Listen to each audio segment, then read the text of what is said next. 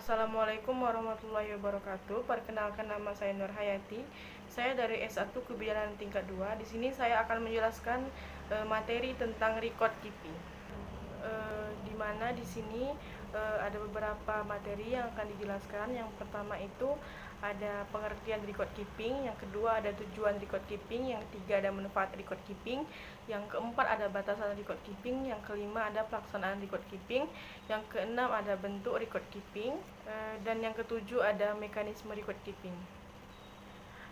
Nah, di sini yang pertama itu ada pengertian dari record keeping. Nah, record keeping ini adalah dalam kebidanan ya, merupakan sesuatu bukti, pencatatan dan laporan yang dimiliki oleh bidan dalam melakukan catatan perawatan yang berguna untuk kepentingan klien. Nah, bidan dan tim kesehatan ini dalam memberikan pelayanan itu harus dengan dasar komunikasi yang akurat dan lengkap secara tertulis dengan bertanggung jawab bidan. Nah, jadi bidan dalam melaksanakan sesuatu itu harus dengan pencatatan perawatan yang lengkap. Dokumentasi dalam asuhan kebidanan itu merupakan suatu pencatatan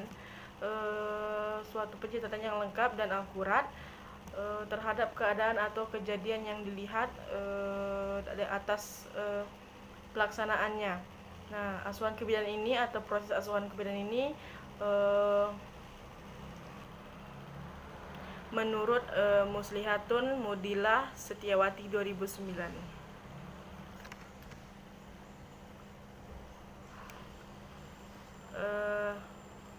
Lanjut, di sini yang kedua ada tujuan dari record keeping, yang dimana tujuan dari record keeping ini dibagi menjadi dua, yaitu tujuan utama dan tujuan sekunder. Nah, di tujuan utama ini yang pertama itu untuk mengidentifikasi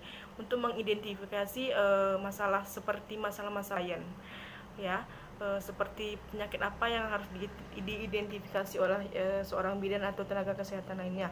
Lalu yang kedua itu sebagai sumber data atau informasi kebidanan. Jadi apa yang dicatatkan oleh seorang bidan dalam pencatatan tersebut itu sebagai sebuah informasi untuk berkomunikasi dengan tenaga kesehatan lainnya. Lalu yang ketiga itu untuk menunjang tertibnya administrasi dalam rangka peningkatan pelayanan kesehatan di rumah sakit, puskesmas, rumah bersalin, dan bidan praktek swasta. Jadi untuk untuk menunjangnya terbitnya administrasi yang dalam rangka untuk meningkatkan pelayanan kesehatan di rumah sakit tersebut. Lalu di sini tujuan sekundernya itu yang pertama mempunyai aspek ilegal. Nah, yang kedua itu sebagai alat komunikasi antar tenaga kesehatan. Seperti yang dijelaskan tadi di tujuan utama, data-data dan informasi tersebut sebagai sumber atau sebagai alat komunikasi untuk bidan berkomunikasi dengan tenaga kesehatan, gitu ya. Yang ketiga mempunyai aspek finansial ekonomi. Nah, ini tujuan utamanya ya. Untuk tujuan sekunder maksudnya. Lalu yang keempat bermanfaat untuk pemateri penelitian. Lalu yang kelima mempunyai aspek etika jaminan mutu. Gitu. Lanjut, yang ketiga itu ada manfaat dari record keeping. Nah, di dalam record keeping ini banyak manfaat ya dalam beberapa aspek. Yang pertama itu ada aspek hukum, di mana aspek hukum ini digunakan sebagai bahan untuk mempertanggungjawabkan sebuah tindakan yang dilaksanakan dan sebagai bukti dari setiap tindakan bila terjadi gugatan terhadap bidan serta sebagai pembela atau advokat pasien. Nah, contohnya itu dengan catatan yang teliti pada pengkajian ini dan pemeriksaan awal dapat membantu pasien, misalnya itu pada kasus penganiayaan, pemerkosaan dan sebagainya, serta dapat membantu polisi dalam pengusutan dan pembuktian dalam suatu kasus. Itu untuk dalam aspek hukum. Lalu lanjut itu dalam aspek administrasi. Dalam aspek administrasi ini, record keeping itu bermanfaat untuk menunjukkan tertibnya pendokumentasian dalam rangka upaya peningkatan pelayanan kesehatan ya. Jadi dengan adanya aspek administrasi ini itu sangat bermanfaat untuk menunjukkan atau meningkatkannya ketertiban pendokumentasian dalam upaya peningkatan pelayanan kesehatan. Lanjut, aspek penelitian, di mana dengan info yang lengkap mengandung sumber materi yang dipercaya melalui penelitian-penelitian yang tercantum dalam record keeping, sehingga memungkinkan untuk tenaga kesehatan itu untuk profesional untuk mempelajari, mengevaluasi, dan mengembangkan dunia ilmu kesehatan untuk lebih menuju kepada yang lebih kompeten atau kompleks. Lanjut aspek yang terakhir itu ada aspek kesehatan. Ini ada beberapa bagian. Untuk bagi dokter itu record keeping ini sangat bermanfaat dalam pengobatan. Untuk seorang bidan, record keeping ini sangat bermanfaat dalam pembuatan ASKEP atau asuhan kebidanan. Bagi perawat, record keeping ini bermanfaat dalam pembuatan ASKEP keperawatan. Pada intinya, record keeping ini dalam aspek kesehatan bagi tenaga kesehatan itu bermanfaat meningkatkan mutu pelayanan, karena informasi yang lengkap itu merupakan penghematan waktu bagi tenaga kesehatan. Ada juga di sini record keeping itu manfaat record keeping bagi pasien. Record keeping ini bermanfaat dalam pemberian info, karena info yang lengkap dapat menerima perawatan yang diinginkan, sehingga memungkinkan dokter untuk menggunakan diagnosa sebagai dasar pemberian obat yang tepat. Lanjut, yang keempat itu ada batasan record keeping. Nah, di sini di mana penyimpanan rekam medis harus disimpan dan dijaga kerahasiaannya oleh dokter dan pimpinan sarana kesehatan. Yang kedua itu batasan waktu. Di batasan waktu ini ada lama penyimpanan menurut peraturan Menteri Kesehatan, paling lama itu 5 tahun, dan resum rekam medis itu paling sedikit 25 tahun. Di sini batasan record keeping mempunyai dua sifat. Yang pertama itu sifat terbuka, di mana record keeping selalu berinteraksi dengan lingkungan untuk menerima atau menghimpun informasi. Yang kedua itu ada sifat tertutup, di mana apabila di dalam record keeping ini berisi rahasia yang tidak pantas diperhatikan atau diungkapkan, maka tidak dibenarkan untuk disebarluaskan ke masyarakat.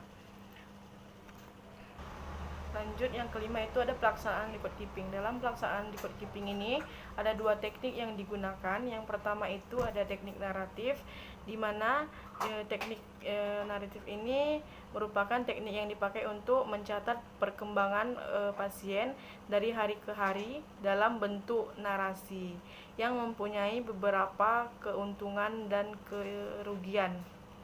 Salah satu keuntungan dari teknik naratif ini, yang pertama itu membuat dokumentasi yang kronologis sehingga membantu menginterpretasikan kejadian pada pasien secara berurutan. Yang kedua itu memberikan kebebasan kepada petugas untuk memilih bagaimana informasi yang akan dicatat. Nah, lanjut, yang kedua itu ada teknik flowset. Lanjut, yang kedua itu teknik flowset, di mana flowset ini memungkinkan petugas untuk mencatat hasil observasi atau pengukuran yang dilakukan secara berulang, yang tidak perlu ditulis lagi secara naratif, termasuk ke data klinik klien. Keuntungan dalam teknik flowset ini menyajikan data yang berurutan dan mudah diidentifikasi, lalu memudahkan bidan melakukan cara pendokumentasian. Lalu prosesnya itu proses yang pendokumentasian itu menjadi sederhana. Ada juga kerugiannya, yaitu sulit untuk dicerna data yang sebelumnya. Lalu waktu pelaksanaan juga memerlukan waktu data yang banyak. Lanjut, yang keenam ada bentuk record keeping. Di sini ada beberapa macam bentuk record keeping. Ada 3. Yang pertama itu ada problem oriented record atau POR. Di masalah klien. Di sini dapat menggunakan multidisiplin dengan pengaplikasian pendekatan pemecahan masalah yang mengarahkan kepada ide-ide dan pemikiran anggota lain. Keuntungannya itu ada pencatatan sistem ini berfokus atau lebih menekankan pada masalah klien dan proses penyelesaian masalahnya itu daripada tugas dokumentasi. Lanjut, yang kedua itu ada source oriented record atau SOR. Itu suatu model pendokumentasian sistem pelayanan kesehatan yang berorientasi pada sumber informasi, yang seperti tadi dijelaskan dalam slide-slide sebelumnya, seperti dalam bidang melakukan pendokumentasian untuk melakukan penulisan ASCAP misalnya. Lalu yang ketiga itu ada Charting by Expression atau CBE, di mana model dokumentasinya itu hanya mencatat secara naratif dari hasil atau penemuan penyimpangan dari keadaan normal. Bentuk pendokumentasian ini sendiri itu terdiri dari beberapa elemen inti yang yaitu lembar alur, dokumentasi berdasarkan referensi standar praktik, lalu protokol dan instruksi insidensial, lalu data dasar kebidanan, lalu rencana kebidanan berdasarkan diagnosis, dan catatan perkembangan. Di sini ada beberapa keuntungan menggunakan model yang ketiga ini. Yang pertama itu ada tersusunnya standar minimal untuk pengkajian dan interferensi. Lalu yang kedua itu data yang tidak normal itu nampak lebih jelas. Lalu yang ketiga, data yang tidak normal secara mudah dapat ditandai dan dipahami.